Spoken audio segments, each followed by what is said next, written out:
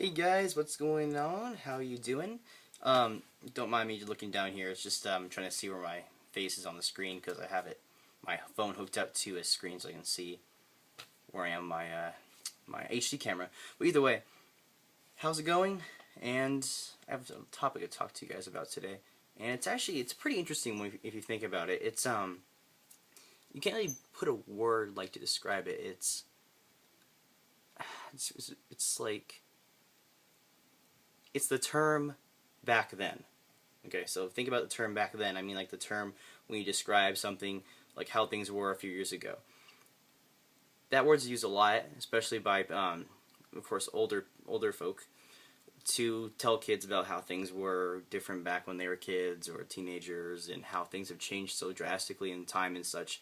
And it's kind of funny. I kind of noticed this recently. It's that I think our generation, I think the time has ended where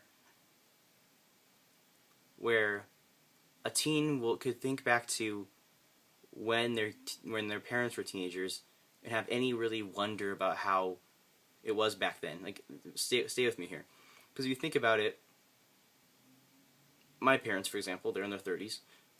I can't really go back. Like, there's nothing I can really do to really go back and see how things were back then. Like, honestly, all we have is really pictures. We can't really see exactly what, because they had cameras back then, but it's like it wasn't a mainstream thing. Cameras were like for the rich people. Like, yes, you have VHS, but like I have VHS from when I was a baby. But most of the time when they were back and when they were teenagers, they didn't really have like recording devices. They had like, of course, TV was recorded back then and stuff, but they didn't really have personal recording and personal documentation.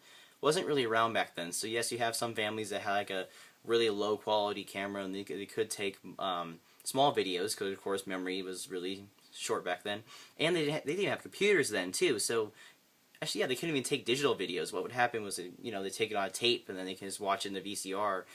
And I see. I have no idea how it was back then exactly. I'll have to ask my parents for that. That's a great example of how it is for me because I was born in 1996. So I can never really know exactly how it was back in 1980s. So that's a great example. But if you look at it now, say I was to have a kid right now. I'm not saying I will, but I'm saying if I was to have a kid right now, and then you go 15 years later, right? So they're 15. It will be like, wow, I can't have 15. Like 2028, I believe.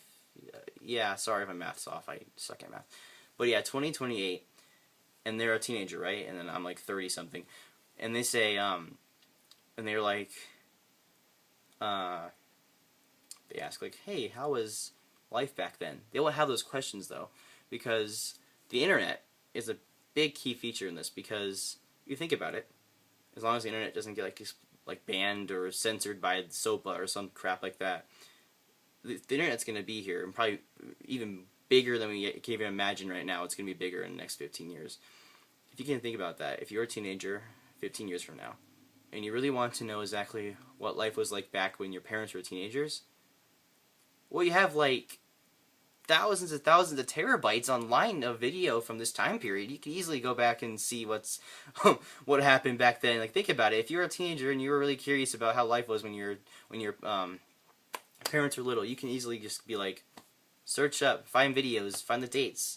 I'm pretty sure as YouTube grows in the next 15 years, they're going to have to put some sort of time search tool, because if you think about it, YouTube's only been around for like not even a decade yet. Or wait, let me think. Has it been 10 years yet? I think it's a little under a decade YouTube's been around. So if you think about it, after we go past a few decades, we're going to have some way to search videos from a certain time period, because you're going to be finding videos that were popular like a decade ago, and you're going to want actually new videos. So I'm pretty sure they're going to have to implement something about dates and times and stuff like that. But either way, if you're a teenager, you can be like, search up 2013. And then, like, for me, my kids would probably find a bunch of video blogs on my YouTube channel, and they'll be like, well, that was my dad when he was a teenager, and they might laugh about me, and I'll be like, oh, I remember when I used to do those. I still do. Hey, guys.